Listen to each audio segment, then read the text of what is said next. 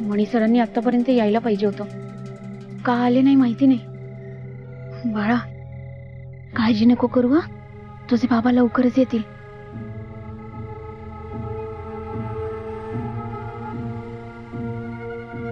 स्वानंदी, मणी सर काय झालं? वॉर्डन मॅडमशी काही बोलणं झालं का? ते ठीक आहेत ना? माझं आईसोबत बोलणं नाही झालंय, पण राजाराम सोबत बोलणं झालंय. त्याला सांगितलंय आईला पटकन फोन करायला लाव, आई करेलच फोन.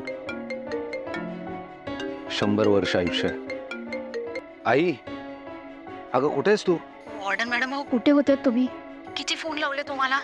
फोन लावले तर तुम्ही उचलत नव्हता आणि तुमचा फोन सुद्धा लागत नव्हता. आई कुठे होतेस तू आणि इतका वेळ?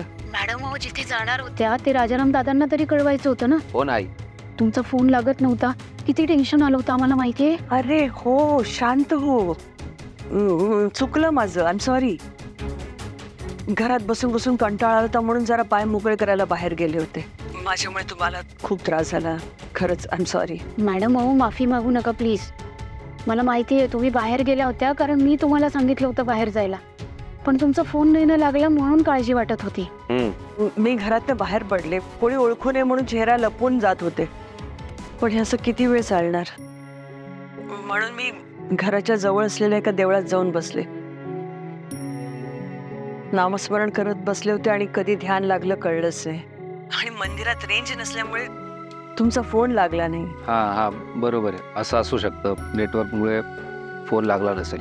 पण आई हे बघ, आम्हाला कळतंय तू एकटी आहेस, त्याचा तुला त्रास होतोय, पण तसाच त्रास आम्हालाही होतोय ना. आम्ही पण मिस करतोय तुला, पण थोडे दिवस, थोड्या दिवसात आपण एकत्र राहू, ओके? आणि सध्या सरपोतदार साहेब जे काही करतायत ना, त्यामुळे आपल्याला एक्स्ट्रा काळजी. म्हणजे काय करतायत ते सध्या? अगं नाही, ते म्हणजे साहेब मला वारंवार सांगताय ना की आता त्या दोघी नाही आहेत तर विसर त्यांना, त्यातून बाहेर पड.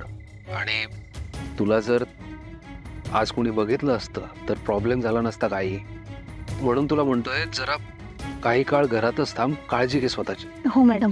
ठीक आहे, नाही बाहेर पडणार. हो हो, आणि काळजी घ्या. तुम्ही पण काळजी घ्या.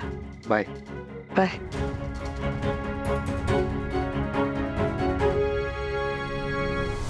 मी तुम्हाला का अडवलं, कारण आईला जर तुम्ही ते सगळं सांगितलं असतं तर ती अजून घाबरली असते, म्हणून थांबवलं. म्हणे सराव घाबरले तर मी सुद्धा होते, खूप भीती वाटली होती मला. आणि हे सगळं किती दिवस चालणार आहे मणी सर? मी इथे लीलाच्या वेशात इथे राहतीये, वॉर्डन मॅडम तिथे राजारामच्या घरी राहते, ह्या सगळ्याला अंत नाही आहे का हो? मणी सर आपण असे किती दिवस राहणार? हे थोडे दिवस. नक्की काय सुरू आहे तुमच्या डोक्यात? कारण मी खूप दिवस अशी नाही राहू शकणार.